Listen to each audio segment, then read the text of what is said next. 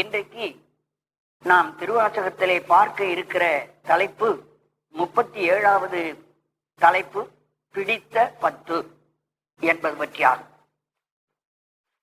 இந்த பத்தை மாணிக்கவாசக சுவாமிகள் திருத்தோணிபுரத்திலே அருளினார் என்பதாக குறிப்பு சொல்லுகிறது. அவருடைய வரலாறை சொல்லுகிற புராணங்களும் இந்த பிடித்த பத்தை மாணிக்க சுவாமிகள் தலையாத்திரை வரும்போது சீர்காழிக்கு வந்து தோணிபுரத்தில் உள்ள பெருமானை தரிசித்து இந்த பதிகத்தை அருள் செய்தார் என்று சொல்லுகிறது. இந்த பதிகம் முழுவதும் 10 பாடல்களிலும் தோணிபுரம் என்ற பெயரோ அல்லது பிரம்மபுரம் என்ற பெயரோ சீர்காழி என்ற பெயரோ வரவே இல்லை. அப்படி அந்த ஊர் பெயர் வராது இருக்கிற போது இதை தோணிபுரத்தில் இவர் அருள் செய்தார் என்ற குறிப்பு எப்படி பெண்ணோர்களால் இங்கே குறிக்கப்பட்டிருக்கிறது என்பது நமக்கு கொஞ்சம் ஐயப்பாடாக இருக்கிறது. அதனால இதற்கு காரணம் இந்த பதிகத்தில் ஏதாவது இருக்க வேண்டும் என்று நாம் அலசி பார்த்தால் அந்த தோணிபுரத்திலே நடந்த ஒரு வரலாற்றினுடைய குறிப்பு 2 பாடல்களிலே காணப்படுகின்றன. தோணிபுரம் என்ற பிரம்மபுரத்தில், அதாவது சீர்காழியில், ஞானசம்பந்தர் பிரம்மதீர்த்தக்கரையிலே இருக்கிற போது தன் தந்தையை காணாமையாலே தோணிபுர சிகரத்தை பார்த்து அம்மே அப்பா என்று அழுதார். அம்மே அப்பா என்று அழுதார் என்று சொல்லுகிற ஒரு வரலாற்று குறிப்பு இருக்கிறது. அப்படி அழுத பிறகு அவருக்கு பெருமானும் பெருமாட்டியும் அங்கே வந்து பெருமாட்டியை பால் கொடுக்க இறைவன் சொல்ல அந்த பெருமாட்டி பாலை ஊற்றினாள் என்ற வரலாறும் நமக்கு நன்றாக தெரியும். ஞானசம்பந்தருடைய வரலாற்றிலே மிக முக்கியமான நிகழ்ச்சி இது. ஆகவே இந்த ஊருக்கு சென்றவராகிய மணிவாசகருக்கு ஞானசம்பந்தருடைய வரலாறு நினைவு வர, அதுவும் அந்த தளத்திலே நடந்த முக்கிய வரலாற்றிலே முதலாக அம்மே அப்பா என்று அழுததனாலே அந்த உள்ளத்தினாலே இவர் பாடுகிற போது அம்மையே அப்பா உப்பிலாமணியே என்று ஒரு பாடலை இந்த பத்தில் தான் அருள் செய்திருக்கிறார். அப்படி அழுத அந்த குழந்தைக்கு தாய் பால் ஊட்டினால் ஆகலினாலே பால் நினைந்தூட்டும் தாயினும் என்று இன்னொரு பாடலையும் பாடுகிறார். இந்த 2 குறிப்புகளை நாம் மனதில் வைத்துக் கொண்டால் இது அந்த தலத்திலே போய் பாடும்போது அந்த தலத்தில் நடந்த அற்புத செய்தியை சொல்லாமல், இது ஞானசம்பந்தர் போட்டு நடந்தது என்ற கதையே சொல்லாமல் அவர் சொன்ன வார்த்தையே தானும் சொல்லி இறைவனை அம்மே அப்பா என்று அழைக்கிறார். அவருக்கு பால் ஊட்டியது போல இறைவன் இரவியே வந்து பால் ஊட்டுகின்றார் என்ற கருத்திலே பால் நினைந்தூட்டும் தாயினும் சால பரிந்து என்ற குறிப்பையும் கூறியிருக்கிறார் என்பதை கண்டுதான் நம்முடைய முன்னோர்கள் இது தோணிபுரத்தில் பாடப்பட்டது என்ற குறிப்பை எழுதியிருக்க வேண்டும் என்று தெரிகிறது. இதை எந்த நூலாசிரியரும் எழுதவே இல்லை. நான் அரிதின் முயன்று இந்த பதிகத்தை பலமுறை திரும்பி படித்து இது எப்படி இருந்திருக்க முடியும், தோணிபுரத்திலே பாடி இருக்க முடியும் என்று சிந்திக்கிற போதுதான் இந்த 2 பாட்டினுடைய ஆரம்ப வரிகளே அந்த தலத்தினுடைய முக்கிய வரலாற்றை சுட்டுவனவாக இருக்கின்றன. அதனால் அங்கு போய் பாடின காரணத்தால் இந்த வரலாற்று குறிப்புகள் அந்த பாடலில் அமைந்திருக்கிறது. இதை நுணுக்கமாக முன்னே உணர்ந்த பெரியவர்கள் இந்த பதிகம் பிரம்மபுரத்தில், அதாவது தோணிபுரத்தில் அருளியது என்று இதற்கு கொடுத்திருக்கிறார்கள் என்ற ஒன்று நமக்கு தெளிவாகிறது. அடுத்து 2வது விஷயம், ஒரு பதிகத்துக்கு பெயர் வைக்கிற காலத்தில் அந்த பதிகத்தில் இருக்கிற சிறப்பான ஒரு சொல்லை எடுத்து பெயர் வைத்திருக்கிறார். இந்த பதிகத்திலே வருகிற 10 பாடல்களிலும் உன்னை சிக்கன பிடித்தேன் எங்கெழுந்தருளுவதினியே என்ற தொடர் ஒவ்வொரு பாட்டிலும் வருது. சிக்கன பிடித்தேன் சிக்கன பிடித்தேன். அதுல சிக்கன என்ற சொல்லையும் இங்கே தலைப்புக்கு எடுத்துக்கொள்ள, எங்கெழுந்தருளுவதினியே என்றதையும் தலைப்பு கொண்டு வரல. அந்த பிடித்தேன் என்று சொல்லுகிற வார்த்தை இருக்க, அதை மட்டும் ஒரு சிறப்பாக கருதி அந்த பிடித்த என்ற சொல்லை இந்த பதிகத்துக்கு தலைப்பாக ஆக்கி பிடித்த பத்து என்று பெயர் வைத்தார்கள். இல்லாட்டி சாதாரணமா ஒருத்தன் நினைச்சுக்குவான் பிடித்த பத்துன்னா எனக்கு ரொம்ப பிடிச்சமான எனக்கு ரொம்ப ஆசையா இருக்கிற 10 பாடல் இது என்று மாணிக்க வாசகரே தனக்கு பிடிச்ச 10 பாட்டு இருக்குங்கிற இடத்துல சொன்னாரோன்னு கூட நினைச்சிருவான். அப்படி அல்ல, இறைவனை அவர் பிடித்து வைத்து விட்டார் மனத்தில். அந்த அனுபவத்தை ஒவ்வொரு பாட்டிலும் சொல்லும்போது பிடித்த, பற்றி கொண்ட என்று சொல்லுகிற கருத்திலே 10 பாடலும் என்ற சொல் வருவதனால் இந்த 10க்கு பிடித்த 10 என்று பெயர் வைத்திருக்கிறார்கள் என்ற 2வது விஷயத்தையும் நாம் பொதுவாக தெரிந்து கொண்டு இனி பாடலுக்கு உள்ளே போவோம். உம்பர்கட்கு அரசே ஒளிவர நிறைந்த யோகமே ஊற்ற ஏந்தனக்கு வம்பன பழுத்து என் குடி முழு ஆண்டு வாழ்வர வாழ்வித்த மருந்தேம் செம்பொருள் துணிவே சீருடை கழலே செல்வமே சிவபெருமானே எம்பொருட்டு உன்னை சிக்கன பிடித்தேன் எங்கெழுந்து அருள்வது இனியே.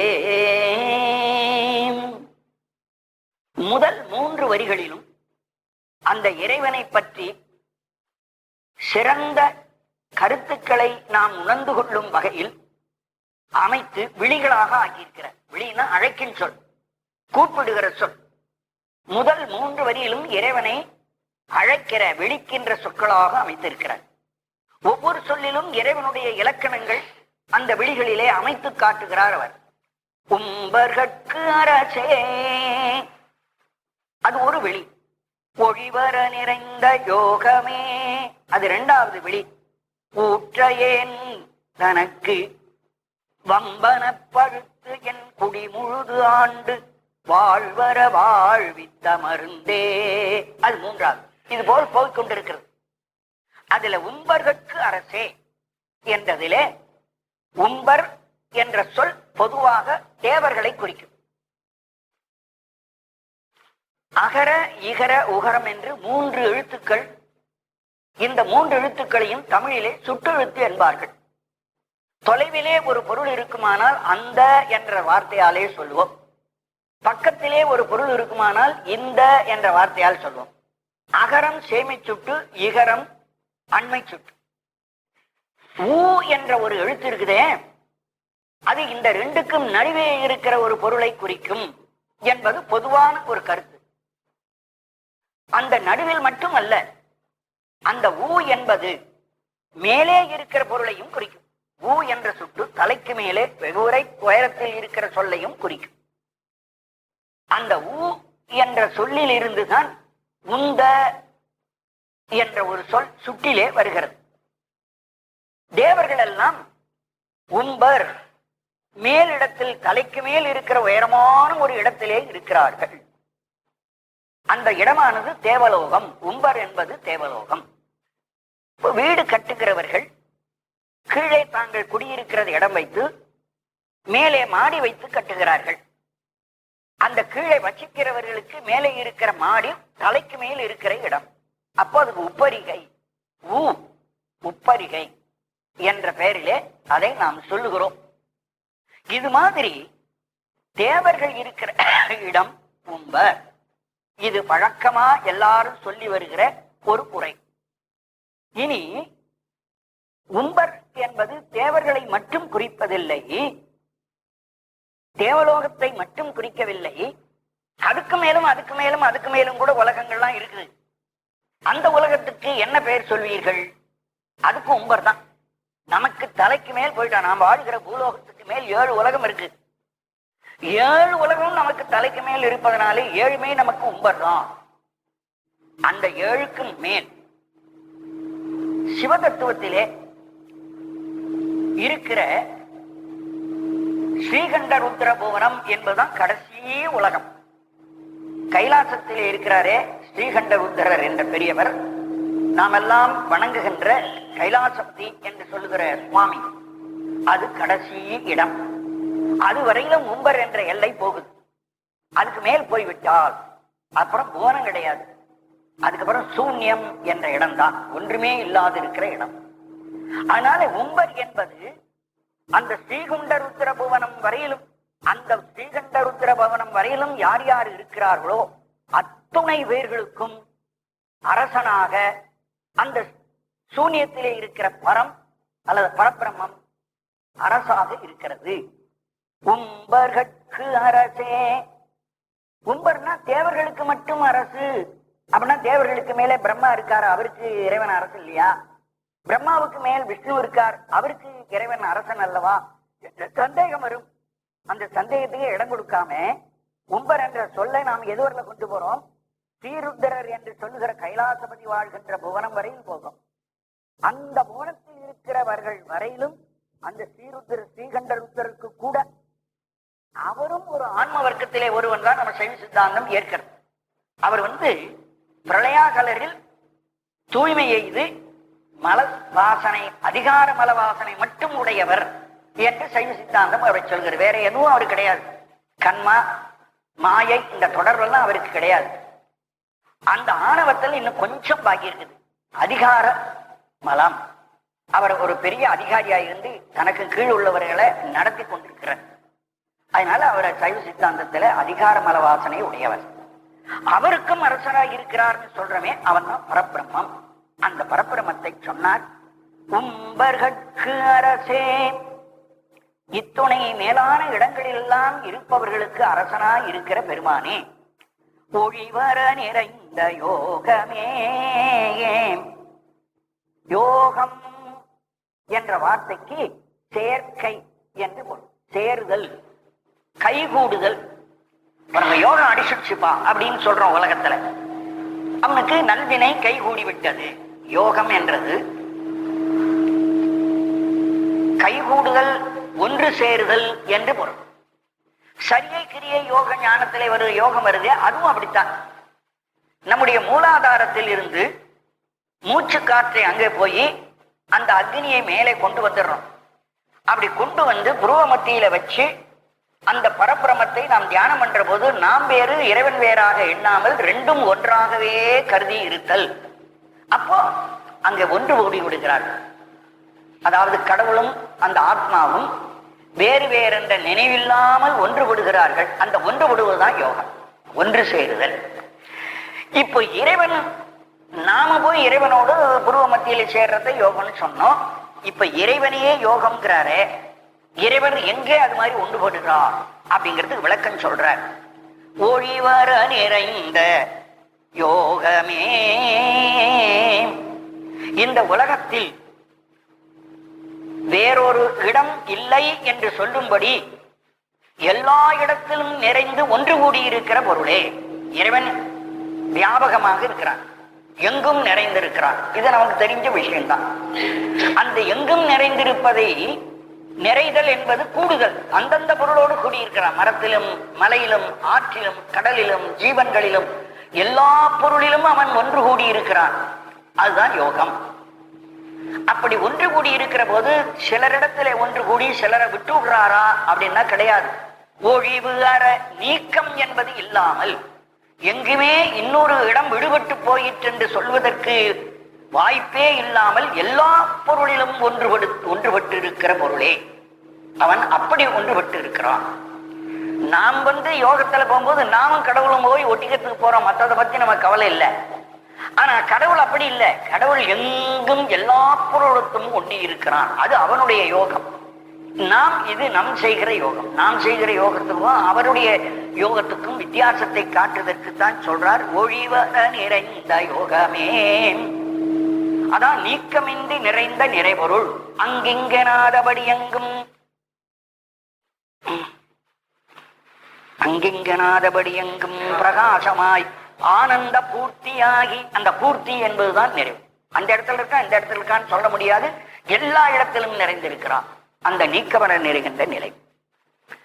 ஊற்றையேன் தனக்கு வம்பன பழுத்து என் குடி முழுதாண்டு வாழ்வர வாழ்வித்த மருந்தே. மருந்து என்ற சொல் திருக்குறளில் படித்தவர்களுக்கு பொருள் நினைவு வந்துவிடும். அமிர்தத்துக்கு மருந்து என்று ஒரு பொருள். விருந்து புறத்ததா தான் உண்டல் சாமா மருந்தனினும் வெண்டற்பாற்றன்று வள்ளுவர் சொல்றார். அந்த இடத்துல மருந்து என்பது அமிர்தம்.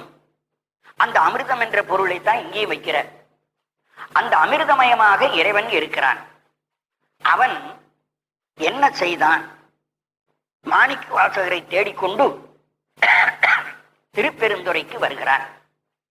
அந்த மாணிக்க வாசகர் அப்பொழுது என்ன விதமாக இருக்கிறார்? ஊற்றையேன்,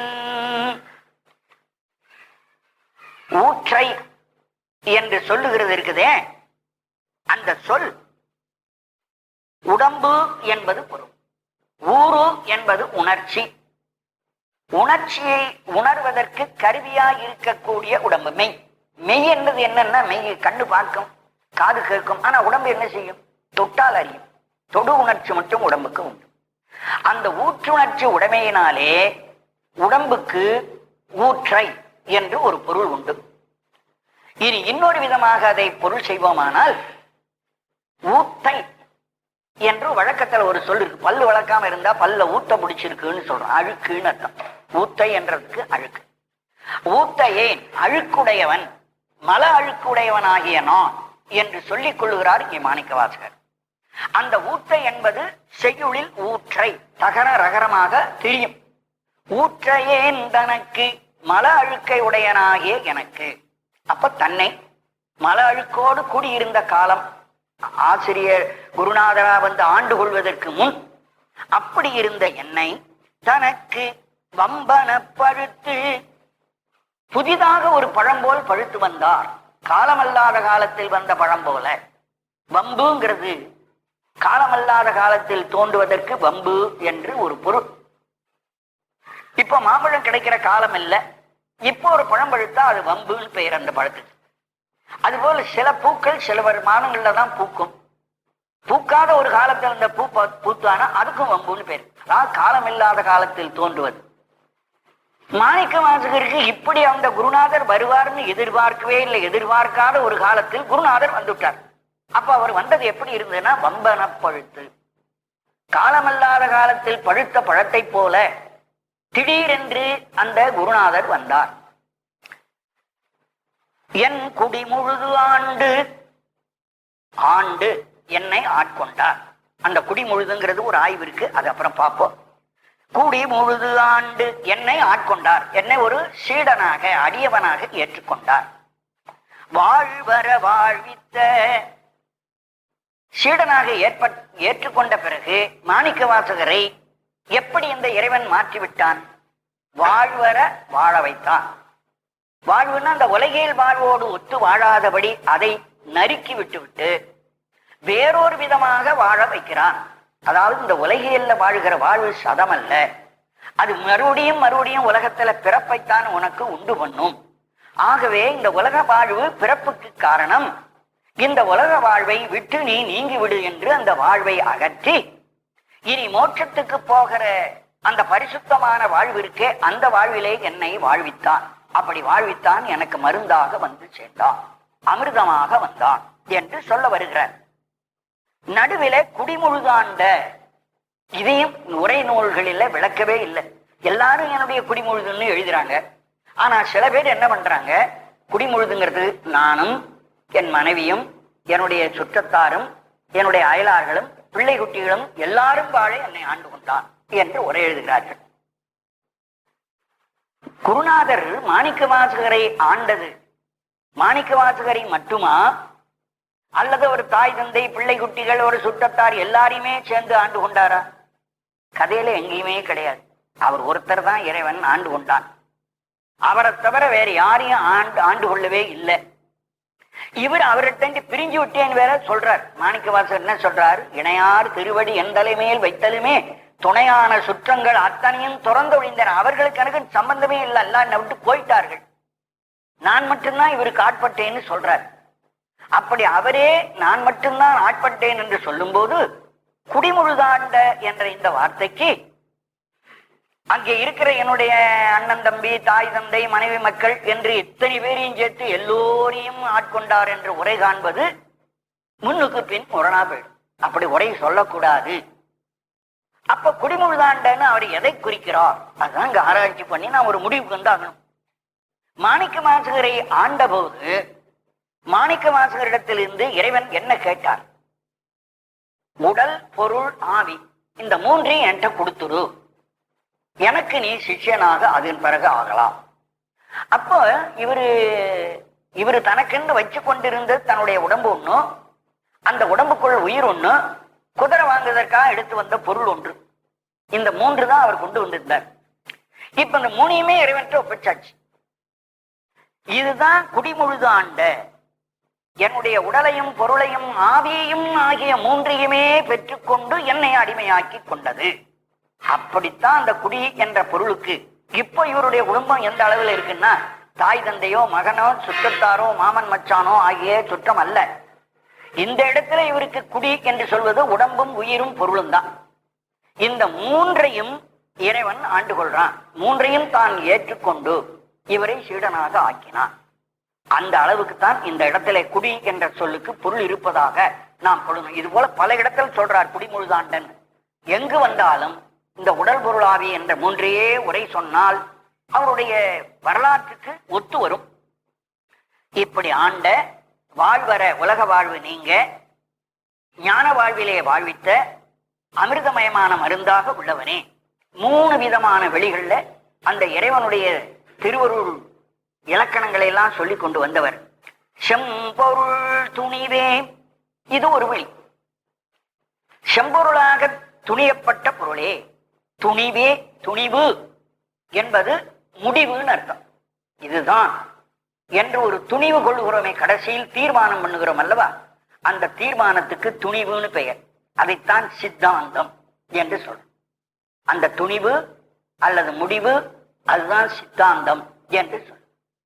நீ என்ன சித்தாந்தமாக கடவுள் இருக்கிறார்? செம்பொருள், அது ஒன்றுதான் அப்பழுக்கில்லாத, மலமாசு இல்லாத, எந்த குற்றமும் இல்லாத செம்மையான பொருளாக இருக்கிறது என்று துணியப்பட்ட பொருளே. செம்பொருள் துணிவே, செம்பொருளாக துணியப்பட்ட சித்தாந்தமாக விளங்குகின்ற பெருமானே. சீருடை கடலே, அப்பேற்பட்ட ஆண்டவனுடைய முழு உருவத்தில் எது நமக்கு முக்கியம் என்று கேட்டால், இறைவனுக்கு உருவமே கிடையாது. இறைவனுக்கு அருவ நிலையில் இருக்கிற பரபிரம்ம வஸ்து. ஆனால் நம்மை ஆட்கொண்டு நம்மை உலகத்தை வழிநடத்துவதற்காக அருவத்திலிருந்து அருவுருவமாகி பிறகு உருவமும் கொண்டு சில சமயத்தில் வருவான். அவனை நாம் தெரிந்து கொள்வதற்காக உருவத்திலே வச்சுத்தான் அவனை நாம் தெரிந்து கொள்ள வேண்டி இருக்கிறதுனால அவனுக்கு ஒரு உருவத்தை நாம் கோயில்ல வச்சு வழிபடுறோம். அப்படி வழிபடும் போது எது முக்கியம்னு கேட்டா அவனுடைய திருவடி முக்கியம் என்று எல்லாரும் நமக்கு சொல்லி கொடுத்திருக்கிறார்கள். தேவாரங்களிலும் திருவாசகத்திலும் மற்ற ஞான நூல்களிலும் திருவடியை சொன்னார்கள். திருவடி என்பது என்ன என்பது ஞானம். பரபிரமம் என்பது என்ன, அதுவும் ஞானம். அப்போ பரபிரமமாயிருக்கிற இறைவனிடத்திலே தலை வேறு, உடம்பு வேறு, கால் வேறு, அடி வேறு என்று இல்லை. அந்த பரபிரமமாகிய முழு பொருளுமே ஞானம்தான். திருவடி என்று சொல்வதும் ஞானம்தான். அப்ப முழுமையே திருவடி, திருவடி தான் முழு உருவம். அங்கே திருவடி திருவடி அல்லது கடல் என்று சொல்வதெல்லாம் இறைவனது பேரின்ப நிலையை குறிக்கிற ஒரு சொல். அது வடிவம் அல்ல, வடிவுடை பொருள் அல்ல. மனிதனுடைய கால் என்ற பொருளில கொள்ளக்கூடாது. அது ஞானம். சீருடை கடலே, மிகச் சிறப்பை உடையதான ஞானமயமாய் பேரின்பமயமாயிருக்கிற கடலே. செல்வமேயே, ஞான செல்வமாக இருக்கிற பெருமான். இந்த உலகத்தில் இருக்கிற செல்வம் எல்லாம் அழிந்து போகிற செல்வம். ஆனால் இறைவனாகிய செல்வம் அழியாத செல்வம், என்றும் இருந்து கொண்டே இருக்கிற செல்வம். அந்த செல்வமாக இருக்கிற பெருமானே, சிவபெருமானே. இத்தனையும் சொல்லிவிட்டு இலக்கணத்தை, இந்த இலக்கணங்கள் அத்தனையும் யாரிடத்திலே உரியதாக நாம் சைவர்கள் கொள்கிறோம்? சிவனுக்கு உரியதாக கொள்கிறோம். அதனால கடைசியில சிவபெருமானே என்ற வார்த்தையில கொண்டு வந்து அவன் இலக்கணத்தை முடித்து காட்டி, சிவபெருமானே எம்பொருட் பொருட்டு உன்னை சிக்கன பிடித்தேன், உன்னை பிடித்தேன், உன்னை நான் பற்றி கொண்டேன். எப்படி பற்றி கொண்டேன்? சிக்கன, கெட்டியாக, விடாப்பிடியா பிடிச்சு கொண்டேன். அந்த பிடியில் இருந்து நீ நழுவ முடியாத அளவுக்கு நான் பிடித்திருக்கிறேன். அப்ப பிடித்ததும் கெட்டியாக, அழுத்தமாக, விடாப்பிடியாக பிடித்தேன். எதுக்காகன்னு கேட்டா அதுக்கு ஒரு வார்த்தை சொல்றார், எம் பொருட்டு என்று சொல்றார். அப்ப எம் பொருட்டு என்பது எது? தனக்காகத்தானே இறைவனுடைய திருவடியை இவர் பற்றி கொண்டிருக்கிறார். இறைவனுடைய திருவடியை தான் பற்றி கொண்டு அந்த பேரின்பத்துக்கு போகணும் பிடிச்சிருக்கிறார். என் பொருட்டு உன்னை சிக்கன பிடித்தேன் தானே சொல்லணும். எம் பொருட்டு என்று பன்மையாக சொல்லி இருக்கிறாரே. ஒரு சமயம் என் என்பதை எதுகை நோக்கி செம்ம உம்பர் வம்புன்னு வந்ததுனால எம்னு போட்டாரா அப்படின்னா அதுக்கு இருக்க முடியாது. அப்ப எம் என்பதிலும் இன்னும் நான் என் உடம்பில் இருந்து உயிர் வேறு ரெண்டாக போகல, எல்லாம் உன் கையில ஒப்படைச்சிருக்கிறேன். செல்வத்தை ஒன்றை கொடுத்தாச்சு, என் உயிரும் உடம்பும் தான் என்ன இருக்குது, ரெண்டும் சேர்ந்து இருக்குது. இந்த ரெண்டும் இனி உன்னை வந்து அடைய வேண்டும். அப்படி அடையும் போது உடம்பை பிரிச்சு உயிரை மட்டும் கொண்டு போகணும். நீ அதுவரையிலும் இந்த உடம்பு எனக்கு தேவையா இருக்கு. உடம்பை விட்டு விட்டு உயிரை பிரிச்சு கொள்ள முடியாது. உயிரை பிரிச்சு விட்டா அது தற்கொலை என்று சொல்லி ஒரு பெரிய பாவத்துக்காக.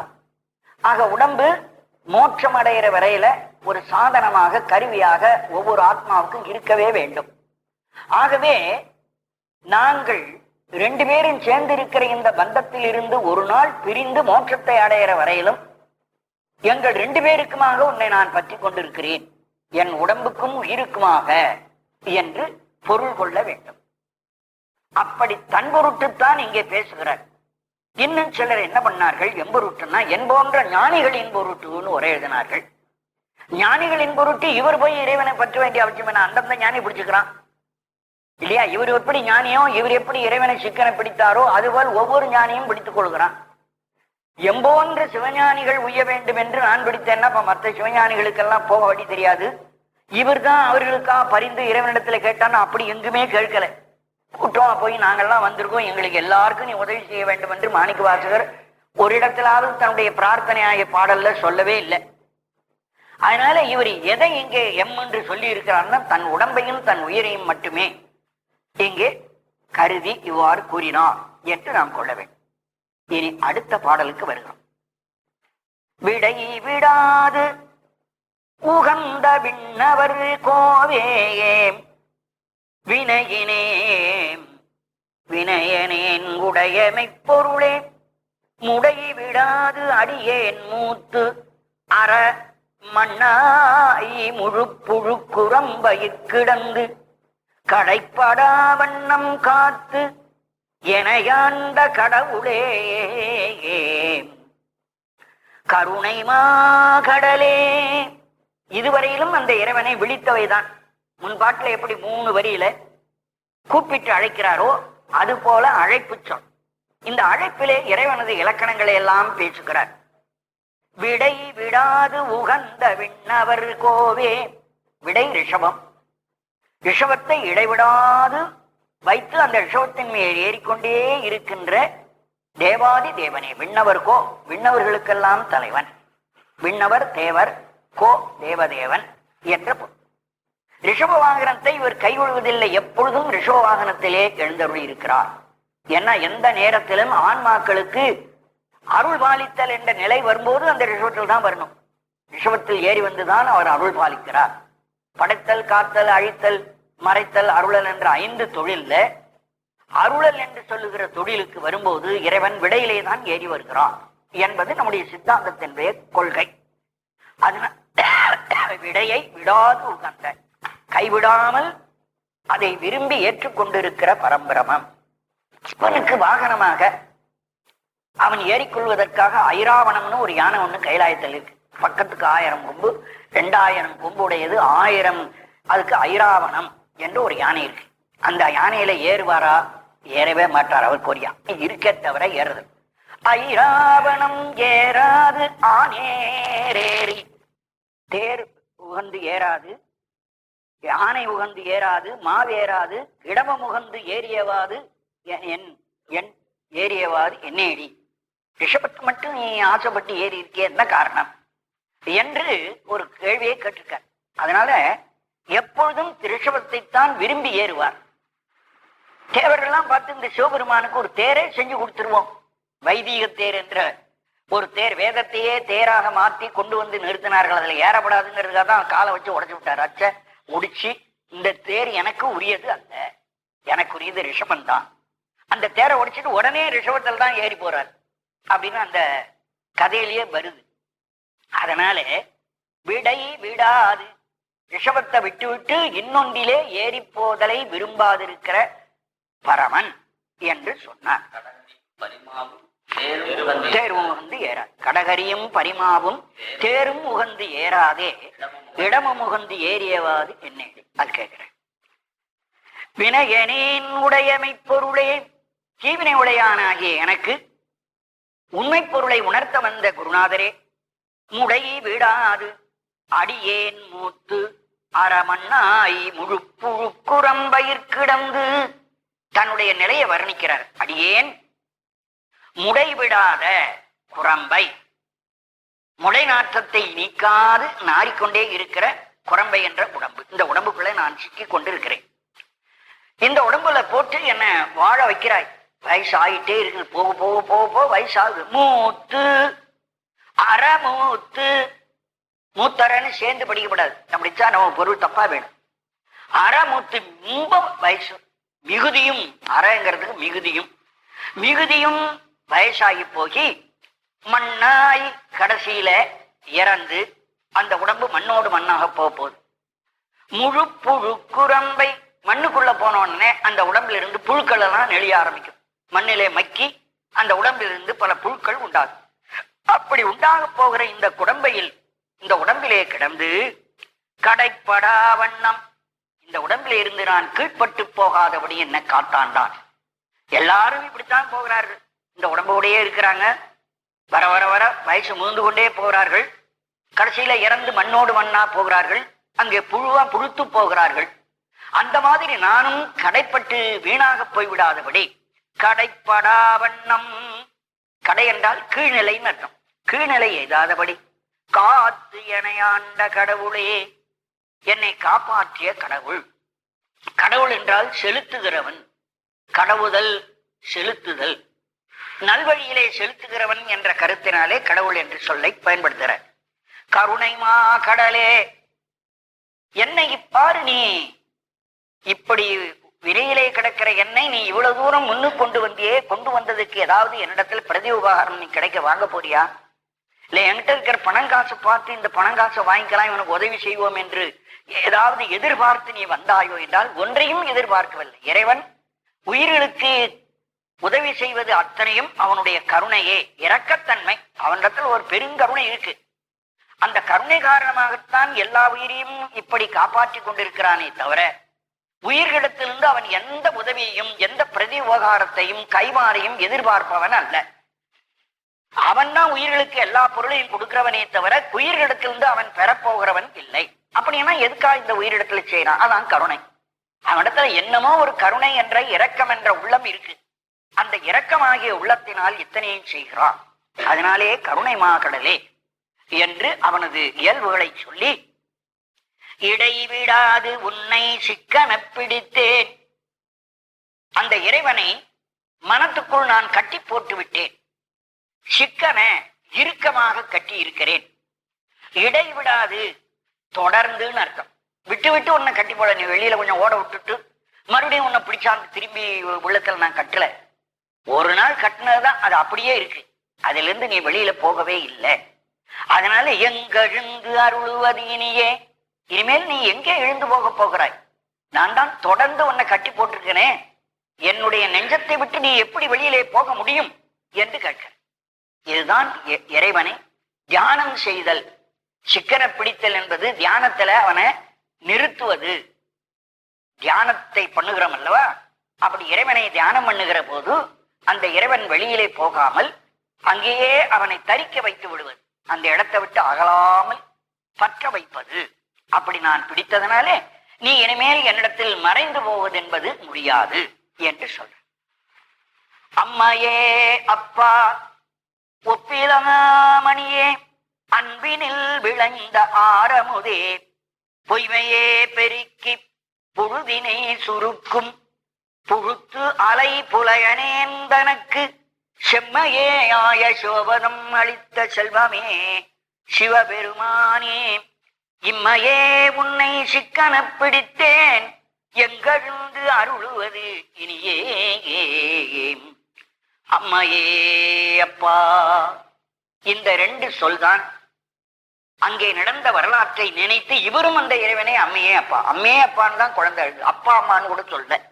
அம்மையை முன்னே சொல்லித்தான் அப்பனை பின் சொன்னார் ஞானசம்பந்தர். அம்மே அப்பா என்றுதான் தோணிபுர சிகரத்தை பார்த்து அழுதார். அந்த குறிப்பை நினைவில் வைத்து அந்த குழந்தை உன்னை எப்படி அழைத்ததோ அதே போல நானும் அழைக்கிறேன் என்றதற்காக இங்கே பாடுறார். இந்த குறிப்பை வைத்துத்தான் இந்த பதிகமே தோணிபுரத்தில் பாடப்பட்டது என்று பெரியவர்கள் எழுதியிருக்கிறார்கள். தோணிபுரங்கிற சொல் இப்ப 2 பாட்டுல எங்காவது வந்தது. சீர்காழி, தோணிபுரம் அல்லது வேறு பெயர் 12 பேர் இருக்கு, அதுல ஒரு பெயர் கூட இந்த பாட்டுல கிடையாது. அம்மையே அப்பா எனக்கு தாய் போன்றவனே எனக்கு தந்தை போன்றவனே என்று அழைக்கிறார். ஏன் இறைவனை தாயும் தந்தையுமாக சொல்றாருன்னா, தாய்க்கு என்ன குணம்? தன் பிள்ளை தப்பு பண்ணா கூட அந்த பிள்ளையை இழுத்து வச்சு அதுக்கு சோறு போட்டு கொண்டு வளர்த்து கொண்டே இருப்பார்.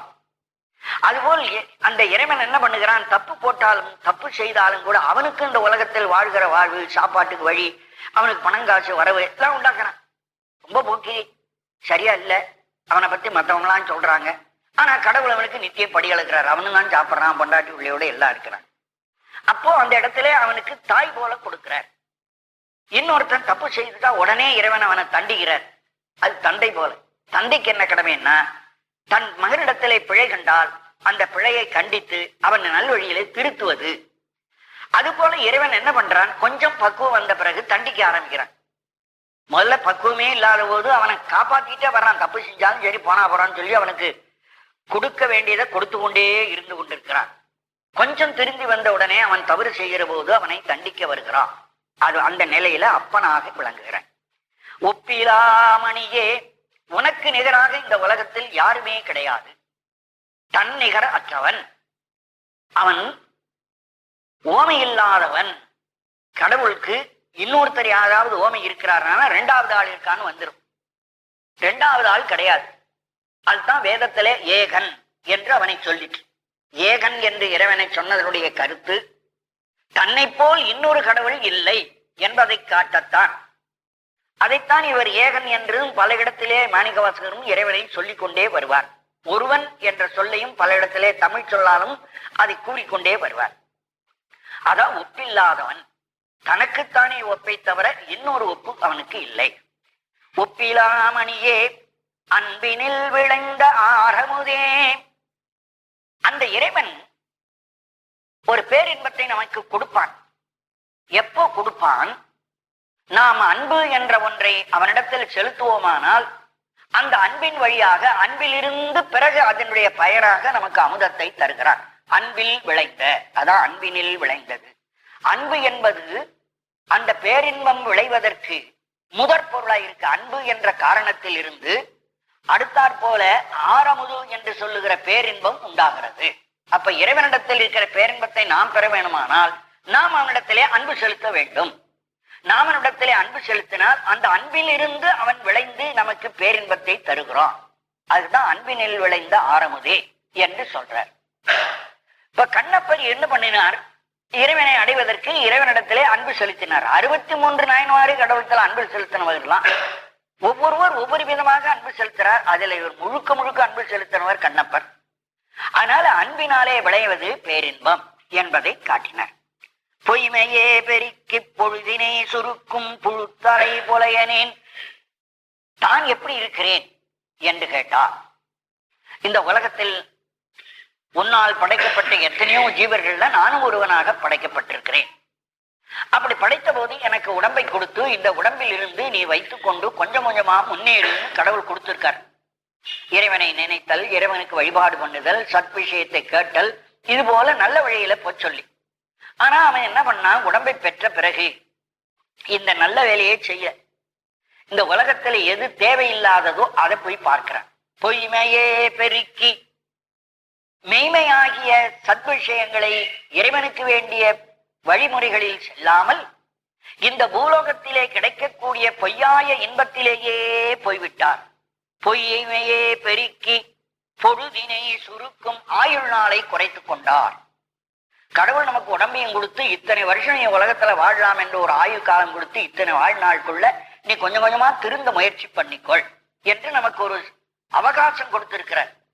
அந்த அவகாசத்துல நாம் வீணே பொழுது ஓட்டிவிட்டு ஆயுளையும் குறைத்து கொண்டிருக்கிறோம் என்பதை தன்மேல் வைத்து மாணிக்கவாசகர் சொல்லி காட்டுறார். பொழுதினை சுருக்கும் ஆயுட்காலத்தையும் வரவர சுருக்கிக் கொண்டே வந்துவிட்ட புலையனேன் இழிந்தவன். அதுல என்ன புலையன்கிறதுக்கு ஒரு அடைமொழி சொல்றார். புழுத்து அலை புலையனேன் என்று சொல்றார். புழு புழுத்து அங்குமிங்கும் அலைந்து கொண்டிருக்கிற புலைத்தன்மை உடையே. புழு என்பது உடம்பினுடைய சதை அழுகிவிட்டால் அதிலிருந்து உற்பத்தியாகிற ஒரு ஜீவன். எந்தெந்த பொருள் அழுகுதோ அழுகலிருந்து உண்டாகும் புழு என்று சொல்லுகிற ஒன்று. இந்த உடம்பிலும் அழுகி போகிற பாகங்களிலே புழு உண்டாவது உண்டு. அந்த புழு உண்டான போது நாயினுடைய உடம்பிலே இப்படி சில சந்தர்ப்பம் ஏற்பட்டுவிடும். நாய் ஒன்றோடொன்று சண்டை போடுகிற போதோ வேறு காரணத்தாலோ அதுக்கு உடம்பிலே புண் ஏற்பட்டு விட்டால் அந்த புண்ணிலே ஒரு புழு உண்டாகி அந்த புழு அந்த நாயை ஒரு தொந்தரவு கொடுக்கும். அந்த புழுவினுடைய தொல்லை தாழ மாட்டாமல் அது அங்குமிங்கும் அலை. பொதுவாவே நாய் ஓடும், ஒரு இடத்துல இருக்காது. அதுவும் புழு நின்றுமானால் அந்த உபத்திரவம் தாங்காமல் அதிகமாக அலையும். அந்த நாய் அலைவது போல அலைகிற புலையனேன் என்று சொல்றார். புழுத்து புழு உண்டாகி நாய் அலைவது போல அலை அலைகின்ற, அது வினைத்தொகை. அலை என்ற சொல் அலைகின்ற, அலையும், அலைந்த. அதுக்கு பிறகு இப்ப நான் இருக்கப்படாது. அதுக்கத்தான் இவ்வளவு தூரம் இலக்கணம் சொல்றேன். புழுத்து அலை புலையன், அலைகின்ற புலையேன். புழுத்தலை புலையேன் என்று போட்டுட்டா அங்க புழுத்து அலைன்னு பிரிக்க முடியாது. புழு தலை புலையன் என்று வேற விதமா பிரிச்சு புழு தலையில் உண்டாக்கப்பட்ட புலையன் நான் என்ற பொருளை மாற்றியாக புழுத்தலை புலையேன் என்று இப்ப நான் வைத்துக் கொண்டால் புழுத்து அலை என்று பிரிக்க முடியாது. புழு புழுவை மண்டை ஓட்டுக்குள் உண்டாக்க பெற்று அந்த புழுவினாலே உபத்தரப்படுகின்ற தலையை உடைய புலை என்ற இந்த உடம்பையும் உடையவனாகிய நான் என்று அர்த்தம் செய்ய வேண்டும். அவ்வாறு உரையை சொல்வதில்லை. அலைந்து கொண்டிருக்கிறதாக சொல்வதுதான் வழக்கம். அலைவதாக சொல்வதுதான் மற்ற பாடல்களையும் வருது.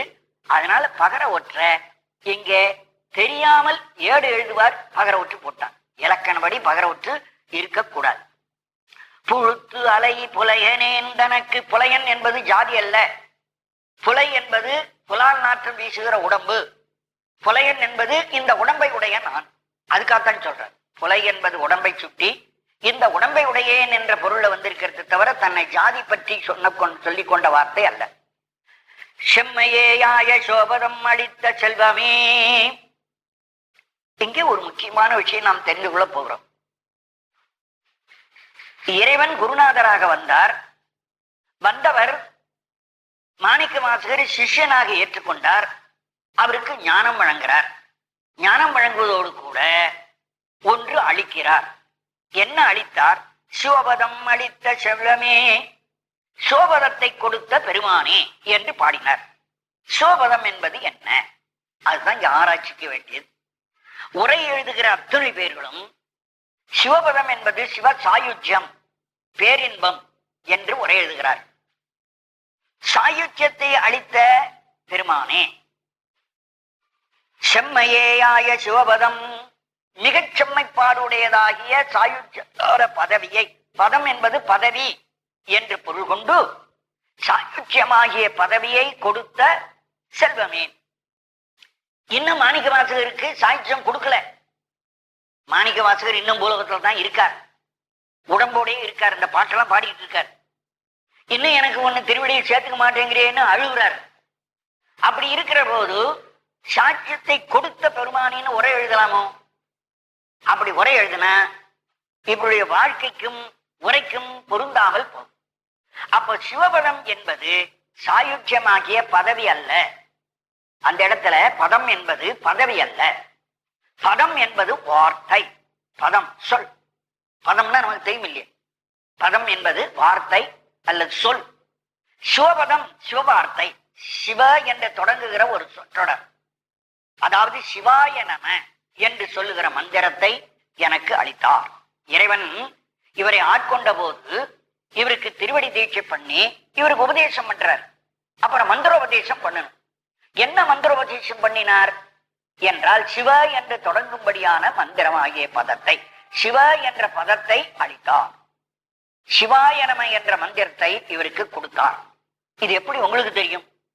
மாணிக்க வாசகருக்கு காதுல சிவபெருமான் வேறு ஒருத்தர் காதுல உள்ளாம சொல்றதான உபதேசம். உபதேசங்கிறது யாரு கேட்கிறாரோ அவங்க காதல் தான் உள்ள, மற்றவங்களுக்கு தெரியாது. அது மட்டுமல்ல, ஆச்சாரியர் என்ன பண்றான், இந்த மந்திரத்தை மத்தனுக்கு சொல்லிக் கொடுக்க கூடாதுன்னு வேற கட்டுப்பாடு பண்ணி வச்சிருக்காங்க. ஆச்சாரியரிடத்தில் தான் கேட்ட மந்திரத்தை தான் தான் உபாசனை பண்ணி கொண்டிருக்கணுமே தவிர எனக்கு இந்த ஆசிரியர் இந்த மந்திரம் சொன்னான்னு சொல்லப்படாது. அப்படி என்பது ஒரு வரம்பு. அப்படியானா மாணிக்க வாசகருக்கு என்ன உபதேசம் பண்ணார் என்பது சிவபெருமான் சொல்லக்கூடாதுன்னு சொல்லிட்டாரு குருநாதர் வந்தவர். மாணிக்க வாசகர் சொன்னாதான் தெரியுமே தவிர நாமும் பக்கத்துல இருந்து கேட்க முடியாது அந்த மந்திரத்தை. அப்படி இருக்கிற போது சிவாய நம என்ற மந்திரத்தை சிவபெருமான் சொல்லி கொடுத்தார் என்று நீங்க உரை சொல்றீங்களே, நீங்க பக்கத்துல இருந்து பாத்தீங்களா? நான் பார்க்கல. மாணிக்க வாசகரை சொல்லிட்டார். மாணிக்க வாசகர் அப்ப நம்பித்தானே அவனு. நானேயோ தவம் செய்தேன் சிவாய நம என பெற்றேன். என் குருநாதரிடத்திலிருந்து சிவாய நம என்ற பதத்தை நான் பெற்றேன். நான் தவம் செய்தேன். ஓ, நான் தவம் செய், நானேயோ தவம் செய்தல, ஓ தனியாக்கி நான் தவம் செய்தேன். ஓ, நான் தவம் செய்தேன். நான் தான் பெரிய புண்ணியத்தை பெற்றேன். என் குருநாதரிடத்திலிருந்து சிவாய நம என்ற மந்திரத்தை எனக்கு அவர் சொல்லி கொடுத்தார். நான் பெரிய புண்ணியமான ஆகிவிட்டேன். அப்ப மாணிக்கவாசகர் சொல்லாமான்னு கேட்கணும். அப்புறம் அந்த காலத்துல இவங்க எல்லாம் அத்துமீறி போனவங்க. இவர் ஒருத்தர், ராமானுஜர் ஒருத்தர். ராமானுஜரும் தன்னுடைய இந்த குறுங்குடி நம்பி என்பவரிடத்துல போய் அங்க உபதேசம் பெறுற போது அவரு அஷ்டாட்சரத்தை சொல்லி நீ யாருக்கும் சொல்லக்கூடாதுன்னு சொல்லியிருந்தார். அந்த ராமானுஜர் என்ன பண்ணிட்டாருன்னா, கோபுரத்தில் ஏறிட்டு எல்லாரையும் கூப்பிட்டு வாங்க வாங்க, நான் ஒரு மந்திரம் சொல்றேன், மோட்சத்துக்கு போறது மந்திரம், நாராயண ஓம் நமோ நாராயணாய என்று சத்தம் போட்டு சொல்ல ஆரம்பிச்சுட்டார். இது குருவுக்கு தெரிஞ்சது. குரு அங்கேன்னு கூப்பிட்டாரு அவரை. வாப்பா, நான் உனக்கு மந்திரம் சொல்லி கொடுக்கும் போது என்ன சொல்லி கொடுத்தேன், இந்த மந்திரத்தை யாருக்கும் சொல்லக்கூடாதுன்னு சொல்லி சொன்னா என்ன கிடைக்கும்னு சொன்னேன், நரகத்துல விழுவேன்னு சொன்னீர்கள். அப்படி இருக்கிற போது நீ போய் சொல்லலாமா, நீ நரகத்துல போய் விழமாட்டியா அப்படின்னு கேட்டார். அதுக்கு சொன்னார், சிவா இந்த நாராயணங்கிற மந்திரத்தை சொன்னா எங்க போகலான்னு நீங்க சொன்னீங்கோ, மோட்சம் போகலான்னு சொன்னீர்கள். இத்தனை ஜனங்களுக்கு நான் சொல்லி கொடுத்துட்டேன், இத்தனை பேரும் மோட்சம் போக போறார்கள். நான் இந்த மந்திரத்தை அவங்களுக்கு சொன்னதுனால நான் வேணா நரகத்துக்கு போறேன். நான் ஒருத்தன் நரகத்துக்கு போலாம், 1000 பேர் நரகத்துக்கு போகாம நான் வழி பண்ணல, அதுவே எனக்கு திருப்தின்னு சொன்னாராம். அப்ப ஆச்சாரியரையும் மீறி போகிறவர்கள் அவர்கள். அது மாதிரி பெரிய அருளாளர்கள் அந்த சட்ட வரம்பை எல்லாம் வச்சுக்க வேண்டியதில்லை. சட்ட வரம்பு மீறி போலாம். ஏன் யார் சொல்லக்கூடாது என்று குரு சொல்லி கொடுத்தார், அதுக்கு வேற அர்த்தம். அதை சொல்லி கொடுக்கப்படாதுங்கிறார் கெட்டெண்ணத்துல அல்ல. இவருக்கு சொல்லி கொடுத்த மந்திரத்தை தன் பக்கத்து வீட்டுக்காரனுக்கு எனக்கு குரு சொல்லி கொடுத்தாருன்னா, என்ன பெரிய வார்த்தை, இதன் புஸ்தகத்துல இருக்குது, இதை போய் அவருக்கு தான் கேட்டுட்டு வரணுமா அப்படின்னு நம்மையே குழப்பிட்டுருவான். பக்கத்து வீட்டுக்காரன் என்ன பண்ணுவான், இத போய் யாரா குரு விட்டு கேட்டு வந்த அப்படின்னு நம்ம குழப்பிட்டு நல்ல வழியில போற நம்ம கெடுத்து விடுவான். அதுக்காக நீ சொன்னாத சொல்லாம இருந்தா தான் மற்றவர்களால் நீ கெடுக்கப்படாமல் போகலாம் தவிர, இந்த மந்திரம் அவனுக்கு தெரிஞ்சு அவனும் மோட்சம் போவானால் அது நல்லதுதான், அது ஒண்ணும் தவறல்ல. அவங்க சொன்னதனுடைய நோக்கம் வேற, நாம் அந்த நோக்கத்தை புரியாம சொல்லவே கூடாது என்ற ஒரு சட்டத்தை மட்டும் வச்சுக்கொண்டு இருக்கிறோம். இவர் இந்த இடத்துல சொல்றாரு பாருங்கள், சோபதம் அளித்த என்பது அந்த சிவாய நம என்ற மந்திரம் தான். இந்த உரையை யாருடைய உரையிலும் நாம் பார்க்க முடியவில்லை. ஆய்வினாலே நான் கண்டு இதை உங்களுக்கு இந்த உரையை சொல்லுகிறேன். செம்மையேயாய சிவபதம் அளித்த செல்வமே, எனக்கு சிவாய நம என்ற பதமந்திரத்தை சொல்லிக் கொடுத்த பெருமான். மந்திரங்கள் எல்லாம் பதம், வண்ணம், பதம், வேதம் என்று இப்படி எல்லாம் அத்துவாக்கள் இருக்குது. பதாத்துவான், அந்த பதமாகிய அத்துவாவின் வழியினாலே மோட்சத்துக்கு போகலாம். அந்த பதங்கள்லேயே ரொம்ப முக்கியமானது சிவமந்திரங்கள். அந்த சிவமந்திரத்திலேயே பஞ்சாட்சரம் தலையார். பஞ்சாட்சரம் தான் ரொம்ப உயர்ந்தது. அது வேதத்திலே பேசப்படுகிறது. வேதத்தில் கூட இந்த சிவாய நமங்கிற மந்திரம் அல்ல, அங்க வந்திருக்கிறது நமசிவாய என்ற தூள பஞ்சாட்சரம் தான் வருது. அதையும் ஏன் வேதத்தில் மறைச்சிருக்காங்கன்னா அது குருமுகமா கேட்கணும். சிவாயன என்பது வேதத்தை படிச்சவங்க கூட தெரிஞ்சுக்க முடியாது, குரு வழியாத்தான் கேட்கணுங்கிறதுக்காக அதை சொல்லாம வச்சிருக்கிறார்கள். இவர் அங்கே சொல்லிட்டார், சிவபதம் சிவ என்று தொடங்குகிற அந்த சூக்கும பஞ்சாக்கிரத்தை எனக்கு அந்த இறைவன் கற்றுக் கொடுத்தான் என்று சொன்னார். இம்மையே உன்னை சிக்கன பிடித்தேன், எனக்கு நீ அந்த மந்திரத்தை கற்றுக் கொடுத்ததினாலே இம்மை இந்த பிறப்பிலேயே இந்த உடம்போடு கூடியிருக்கிற இந்த நிலையிலேயே உன்னை நான் உடம்புக்குள் பிடியாக பிடிச்சு வச்சிருக்கிறேன். அப்ப உடம்பு இருக்குது, உடம்புக்குள் உயிர் இருக்கிறார், இவங்க ரெண்டு பேரும் ஒரு குடி இருக்கிறாங்க. இந்த குடி வாழ ரெண்டும் சேர்ந்து வாழ்ந்தாத்தான் தியானம் பண்ண முடியும். உடம்பு இல்லைன்னா இவரை இறைவனை தியானம் பண்ண முடியாது, இவர் சிக்கனை பிடிக்கிறதெல்லாம் முடியாது.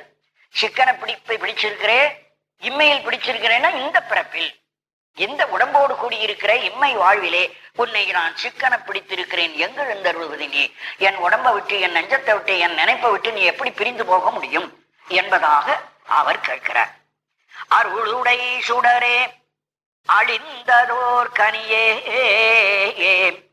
பெருந்திரல் அருந்தவர்க்கு அரசே பொருளுடை கலையே புகழ்ச்சியை கடந்த போகமே யோகத்தின் பொலிவே தெருளுடைத்து அடியார் சிந்தையுள் புகுந்த செல்வமே சிவபெருமானே. இந்த 3 வரியிலும் இறைவனை விழிக்கிறது தான், கூப்பிடுகிறது. அதில் ஒவ்வொன்றிலும் ஒவ்வொரு விதமான அவருடைய இயல்புகள், இறைவனுடைய பெருந்தன்மைகள், இயல்புகள், இலக்கணங்களை எல்லாம் சொல்லி கொண்டு வர. அருள் உடை சுடரே, இறைவன் ஒளிமயமாக இருக்கிறான். சுடர் என்பது ஒளிப்பொருள். அந்த ஒளியிலிருந்து வெளிவருவது எது? அருள், அவனுடைய திருவருள், கருணை. கருணை என்பதை வெளிப்படுத்தும்படியான சுடராக இறைவன் இருக்கிறான். இறைவன் ஒளி, அதாவது இங்க ஒளின்னா விளக்கினுடைய ஒளிங்கிற மாதிரி நம்ம நினைக்கப்படாது. அறிவில் இருந்து வருகிற ஒளி, அறிவொளி. அந்த அறிவில் இருந்து வருகிற ஒளியைத்தான் நாம் இறைவனுக்கு உரிய ஒளியாக சொல்லுவோம். அந்த ஒளியிலிருந்து நமக்கு கிடைக்கிறது என்ன? கருணை. அதனால அருள்குடை சுடரே, அருளை, பெருங்கருணையை தன்னிடத்தே கொண்டிருக்கின்ற ஒரு சுடர்மயமாயிருக்கிற பெருமானே. இந்ததோர் கனியே, நீ பழமாக இருக்கிறாய். கனினா பழம். ஆனா அந்த பழம் கூட இன்னைக்கு சாப்பிட முடியாம நாளைக்கு பழகு சாப்பிடக்கூடிய பக்குவம் குறைச்சலா இருந்தாலும் இருக்கமே. ஆனா இறைவன் எந்த நேரத்திலும் சாப்பிடக்கூடியனா இருக்கலாம். அழிந்ததோர், மிக குழைவு பட்டு இருக்கிற, எந்த நேரத்திலும் சாப்பிடக்கூடிய பக்குவமாயிருக்கிற கனி. ஆக அழிந்ததோர் கனி என்றால் நல்ல குழைவுடையதாக, பக்குவத்தை உடைய, இன்னும் பக்குவத்துக்குரியதாயிருக்கும்படியான கனியாக விளங்குகின்ற பெருமானே. பெருந்திரல் அருந்தவர்க்கு அரசே, தவர்க்கு அரசே. தவர் என்றால் முனிவர்கள், முனிவர்களுக்கெல்லாம் அரசனாக இருக்கிறான் இறைவன். இந்த உலகத்திலே சரியை, கிரியை, யோகம், ஞானம் என்ற 4 மார்க்கத்தில் போகிறவர்களுக்கும் அருள் செய்து கொண்டிருக்கிறான். ஒவ்வொருவருக்கும் அவன்தான் தலைவன், அவன்தான் அரசன். அதுல யோக மார்க்கத்தில் இருக்கிறவர்களுக்கு யோக மார்க்கத்தில் இருக்கிறவர்தான் தவர், தவசிகள், யோகம் செய்கிறவர்கள். அந்த தவசிகளுக்கு ஒரு இலக்கணம் சொல்றார். அருந்தவறு, மிக அருமையான தவங்களை, கடுமையான தவங்களை எல்லாம் செய்கிறவர். தம் உடம்பில் இருக்கிற சதையே அறிஞ்சு யாகத்துல போட்டு தவம் இருப்பார்கள். சில சமயத்துல அவங்க தவம் செய்கிற போது யாகம் வளர்ப்பார்கள்.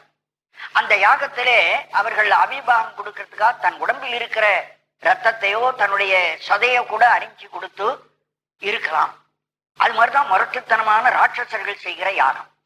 அந்த யாகத்திலும் கூட இறைவன் வெளிப்பட்டு வந்து அவனுடைய அன்புக்காக அவன் கேட்ட வரத்தை கொடுத்துட்டு போறான். அது மாதிரி அருமையான தவத்தை செய்கிறவர் ஒன்று. இந்த அருமையான தவத்தை செய்ததினாலே அவர்களுக்கு அஷ்டமா சித்தி கிடைக்கும். திரள் அருந்திரல், திரள் அருந்தவர். திரள் என்றால் ஆற்றல். அவர்களுக்கு அஷ்டமா சித்தி என்ற ஆற்றல் இறைவன் கொடுக்கிறான். அந்த முனிவர்கள் யோகத்தினாலே பெறக்கூடிய செல்வம் அஷ்டமா சித்தி என்று சொல்லப்படுகிறது. அந்த அஷ்டமா சித்தி ஆகிய திறமையை உடைய முனிவர்கள், அவர்களுக்கும் நீ அரசனாயிருக்கிறாய். அதோடு கூட அந்த திரள்லையே பெருந்திரல் ஒண்ணு சொல்றார். அஷ்டமா சித்தி என்று சொன்னா சாதாரணமா எல்லா சித்தர்களும் செஞ்சிருவான். ஆனா எல்லா சித்தரை விட சிலரால் செய்ய முடியாத அரிய காரியங்களை சில முனிவர்கள் செய்வார். அவங்க என்ன செய்வாங்கன்னா, ஒருத்தனை வாழ வைக்கணும்னாலும் வாழ்த்தி விடுவார்கள், ஒருவனை அழிக்கணும்னாலும் பிடி சாபம்னு கொடுத்துருவாங்க. ரெண்டும் அவரிடத்தில் சாப அனுக்கிரகம் ரெண்டும் உடையவர். இந்த முனிவர்கள் சாபானுக்கிரகம் என்று சொல்லுகிற திரள் உடையவர். அந்த திரள் என்பதற்கு உரை அப்படித்தான் பெரியவர்கள் எழுதியிருக்காங்க. உரையில சாபம் அனுக்கிரகம் ஆகிய 2 விதமான ஆற்றல்களையும் உடையவராய் இருக்கிற அரிய பெரிய தவத்தை செய்த துறவிகள், அந்த துறவிகளுக்கெல்லாம் நீ அரசனாக இருப்பவனே என்று இறைவனை தவத்துக்கு அரசராக கூறுகிறார். ஆகவே இது சரிய கிரிய யோக ஞானத்திலே யோக நெறியில் நிற்கிற முனிவர்களுக்கு தலைவன் என்று சொன்னது. பொருளுடை கலையே, கலை ஞான வடிவாக இருக்கிறவன். கலை என்பது ஞானம். அந்த ஞானம் எப்படிப்பட்ட ஞானம்? பொருள் தனக்கென்று ஒரு அர்த்தமுடையதாக விளக்கமுடையதாக விளங்குகின்ற கலை. ஆகவே பொருளை விளைவிக்கும்படியான கலையாக இருக்கிற பெருமானே என்று இறைவனை ஞானமே வடிவாக சொல்லுகிறது. கலை என்று சொன்னால் பொதுவா அறிவு. அந்த அறிவை ஞானம் என்று சொல்லுவார்கள். அந்த ஞானத்தை பொதுவா 2 விதமா பிரிப்பாங்க, அபரஞானம் பரஞானம் என்று. அபரஞானம் என்று சொன்னா, இந்த உலகத்தில் இருக்கிற மக்கள் தம்முடைய அறிவை வளர்த்துக் கொள்ள வேண்டும் என்று புத்தகத்தெல்லாம் படிப்பார்கள், அல்லது உடம்பினாலே செய்யக்கூடிய சில சாமர்த்தியமான வித்தைகள் இருக்க அதையெல்லாம் ஆச்சரியனிடத்திலிருந்து கற்றுக் கொடுவார். விற்பயிற்சி, வாழ்பயிற்சி, போர் பயிற்சி, இதெல்லாம் புத்தகத்துல நேராவே கத்துக்கணும். புத்தகத்தில் படிக்கிற எத்தனையோ படிப்பு இருக்கு. இப்படி எல்லாம் படிக்கிற போது அது 64 விதமான நூலிலிருந்து அறிகிற கலை இருக்கு. அந்த விதமான நூலுக்கு பிறகு அப்புறம் நாம் என்ன பண்றோம், கொஞ்சம் மேலா இருக்கிற சில நூலுக்கு வர்றோம். ஞான நூல்கள் என்று சொல்லுகிற ஆகமம் முதலியவற்றை, வேதங்களை எல்லாம் படிக்க வருகிறோம். அவற்றிலிருந்து ஒரு ஞானம் பெறுகிறது. இந்த 2மே அபர ஞானம் தான். உலகியல் பற்றிய 64 கலைகளை சொல்லுகிற புத்தகமாயிருந்தாலும், அல்லது ஆகமம் வேதம் போன்றவற்றை படிப்பதால் ஒருவருக்கு கிடைக்கிற ஒரு சாமானிய அறிவு இருக்க, அதுவும் அபரஞானம். இந்த 2க்கும் பிறகுதான் ஒரு குருநாதரை அடைந்து அவரிடத்திலிருந்து ஞானம் பெறணும். அந்த குருநாதர் நமக்கு உணர்த்த நாம் உணர வேண்டும். அவர் உணர்த்தும் போதுதான் பரஞானம் நமக்கு கொஞ்சம் சித்திக்கும். அந்த பரஞானத்திலேயே 2 வகை. இப்ப அபரஞானத்தில் 2 மாதிரி, பரஞானத்தில் 2. இதெல்லாம் ஞான சம்பந்தருடைய வரலாற்றை சொல்ல வருகிற சேக்கிழார் சொல்றார். சிவனடியே சிந்திக்கும் திருப்பெருகு சுஞானம், பவமதனை அறமாற்றும் பாங்கினில் ஓங்கிய ஞானம், ஓமையிலா கலைஞானம், உணர்வறிய மெஞ்ஞானம், தவ முதல்வ சம்பந்தர் தாம் உணர்ந்தார். 4 விதமான ஞானத்தையும் பெற்றார். அபரஞானத்தில் 2, பரஞானத்தில் 2. எல்லாம் அவருக்கு உடனே கிடைச்சிச்சு. ஞானப்பால் குடிச்ச உடனே கிடைக்குது. ஆகவே குருநாதர் வந்து அங்கே உபதேசம் செய்கிற போதுதான் கிடைக்கும். அப்ப ஞான சம்பந்தருக்கு யார் குருவா வந்தார்? மாணிக்கவாசகருக்காவது குருந்தபுரத்துல குரு வந்து சொன்னான்னு கதை படிக்கிறமே, ஞான சம்பந்தர் வரலாறுல அவருக்கு ஒரு குரு வந்ததா தெரியலன்னா, அம்பிகை தான் குருவா வரார். சிவனும் அம்பிகையும் வந்து அம்பிகையே அந்த ஞான சம்பந்தருடைய தலையில கைய வச்சு ஞானத்தை குழைச்சு அந்த பாலை வாயில ஊத்தி உதயம் பண்ணிட்டார். அந்த அஸ்தமஸ்த சயோகம், தலையில கை வைக்கிறதுன்னு ஒரு தீட்சை. ஞான சம்பந்தருக்கு தாய் பால் குடிக்கிறதுக்காக தலையை வச்சு நிமித்துக்கிட்டு பாலை கொடுக்குறா. நமக்கு என்ன நினைக்கிறோம், பால் கொடுக்கறதுக்காக தலையை வைக்கிறான்னு. ஆனா அவர் கைப்பட்ட மாத்திரத்திலே அவருக்கு அஸ்தமஸ்த தலையும் கையும் ஒன்று கூடுகின்றதால் உண்டாகின்ற ஞான தீட்சை. அந்த ஞான தீட்சை அவருக்கு கிடைச்சது. அம்பிகை அவருக்கு குரு. குருநாதர்ல எத்தனையோ குருநாதர்லாம் இருக்கிறாங்க. அதுல அம்பிகா குரு, விஷ்ணு குரு, அப்புறம் சதாசிவ குரு, அனந்த குரு, பிரம்ம குரு, ஸ்கந்த குரு என்று 7 விதமான குருக்கள் இருக்கிறார்கள். அல்ல, ஸ்கந்த குரு என்ற பரம்பரையை சேர்ந்தவர்கள் தான் சூரியனார் கோயில் ஆதீனத்தை சொல்றோம். இவங்கள்லாம் சிவ பரம்பரையிலே வந்தவர்கள். திருவாவூர் ஆதீனம், தர்மபுரம் என்று சொல்லுகிற திருக்கைலாய பரம்பரையில வந்த அந்த பரம்பரையை சார்ந்தவர்கள். ஆகவே குரு வருகின்ற முறையிலே ஞான சம்பந்தருக்கு குருவா வந்தது அம்பிகை. அந்த அம்பிகை 4 விதமான ஞானத்தையும் வழங்கிவிட்டார். சிறு குழந்தையாயிருந்த போதே ஞான சம்பந்தர் கொடுக்கிறார். பொருளுடை கலையே. அதனால் இந்த உலகியல் பரஞானம் அபரஞானம் என்ற கலை அல்ல. இங்கே சொல்லப்பட்ட கலை பரஞானமாயிருக்கிற கலை என்று கொள்ளும். புகழ்ச்சியை கடந்த போகமே. இறைவன் புகழ்ச்சி என்பது இறைவனை பற்றி நாம் சிந்தித்து பாடுகின்ற பாடல். இறைவனை நாம் இத்தனை சொல்லால் சொன்னாலும் அவனை முழுமையாக சொல்ல முடியாது.